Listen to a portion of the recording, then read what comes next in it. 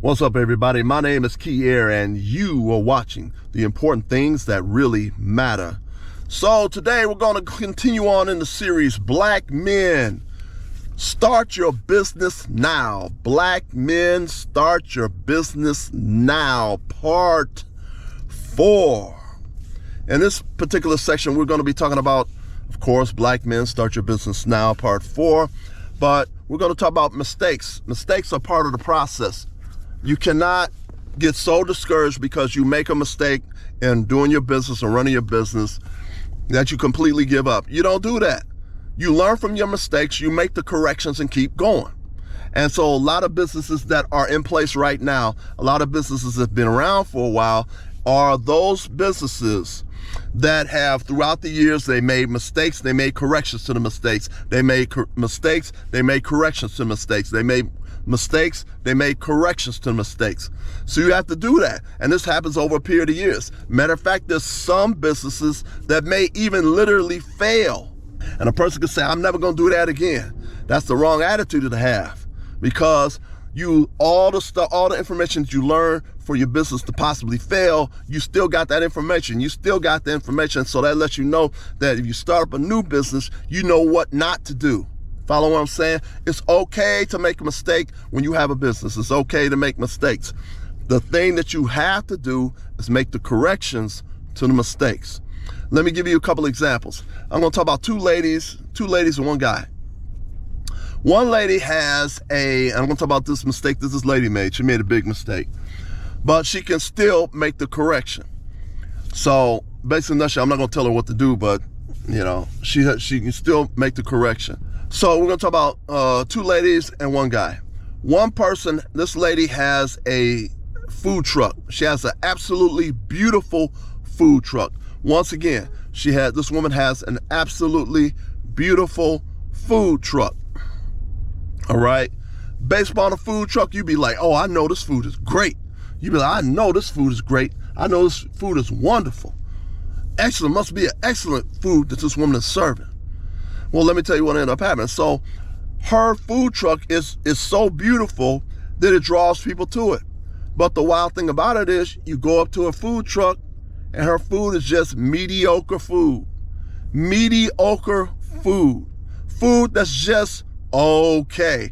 The woman is selling soul food from her food truck. The food is just okay. So what I did, and how do I know this? Because I went up to the food truck. I'm like, wow, this is a beautiful food truck. So the packaging of her product is the food truck, and it's drawing people in. The packaging is the food truck, and it's drawing people in to buy her food. So it drew me in. So I went over to the woman's food truck. I'm thinking, I'm going to get some good food right here.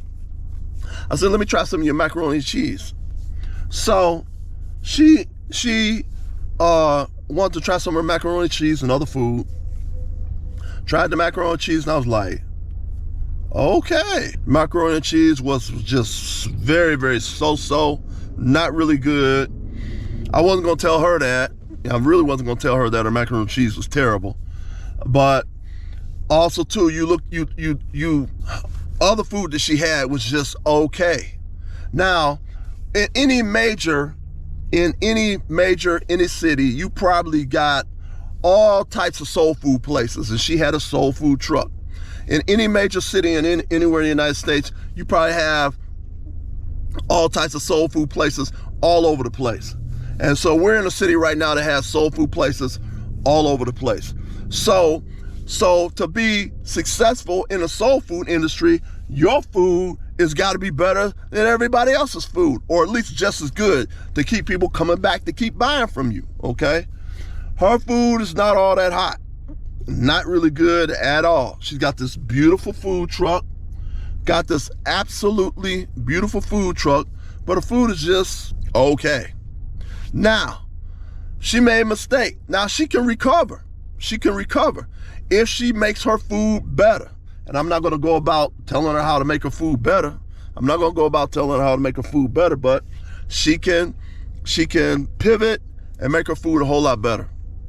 But that's on her to figure it out. That's what I'm saying before. When you're in business, you're going to make mistakes. sometimes the mistakes are going to be very, very costly. The mistakes might be so much of a mistake that you may end up spending thousands and thousands of dollars. But just because you made a major mistake in your investment does not necessarily mean that you just completely give up because you made this major mistake. So you got to still hang in there, make the corrections to whatever mistakes it may be. Whether you might need to make your food better, or whether you might need to hire some new people. You do not want to hire some people with nasty attitudes. I know a guy right now who's got who's got a business. His daughter got the most nastiest attitude on the planet. And sometimes the wife, but mainly the daughter has got one of the most nastiest attitudes on the planet. Now, when her father is in the business, she got a decent attitude in front of everybody. But when the father leaves, she go back to having a nasty attitude. So when you have your own business, you have to have people that have a pleasant personality, that have a good personality, that smiles, make the people feel wanted, make the people feel like, hey, come on in and come on back. You do not want to have people who have a nasty attitude working for you. Not at all. It's going to cost you a lot of money. It's going to cost you a whole lot of money. That nasty attitude from your employees is going to cost you a lot of money, and you're going to have to deal with it. Or if you're dealing with a person, especially if it's a family member, you may not want to have family members working for you all the time because you may have to put them in their place. You may have to say, listen, you're going to have a nice personality, or you're not going to work here, or I'll just put you in the back when you do work with all the other people doing the work instead of being on the cashier. You put the people on the cashier who's got a nice, pleasant personality, which is going to draw people to continue to keep coming to you. But if you got people working for you, got a nasty attitude, you got to either get rid of them or put them in the back where they're doing work where nobody has to see them.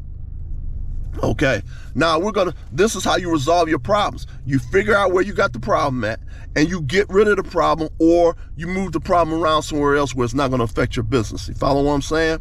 Now, we're going to talk about another lady. Now, the first lady made a mistake, but she made a major mistake with the quality of her food.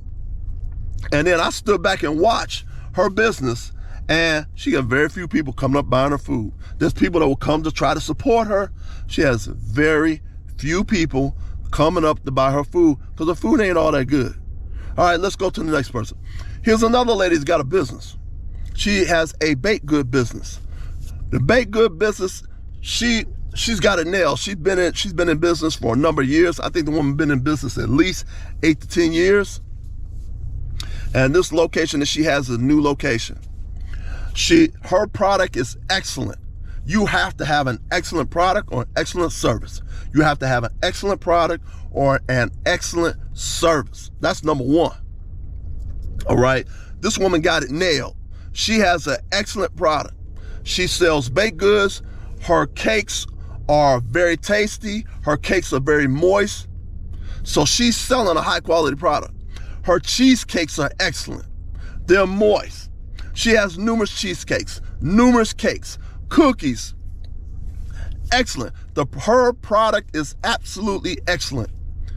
And in addition to that, the store that she has is a very, very, very nice looking store. Beautiful store.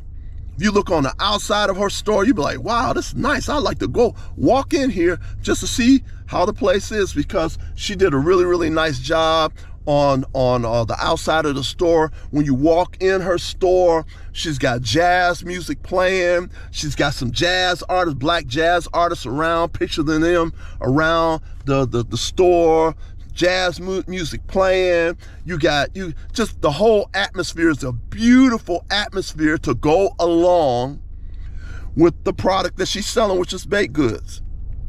So her business is the outside packaging, and also the packaging around the baked goods that she has is high quality, and the product is high quality.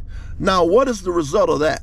The result of all that, nice looking building, nice looking inside, nice looking period, all on the inside, all on the outside. The building's nice, and it's a small building too.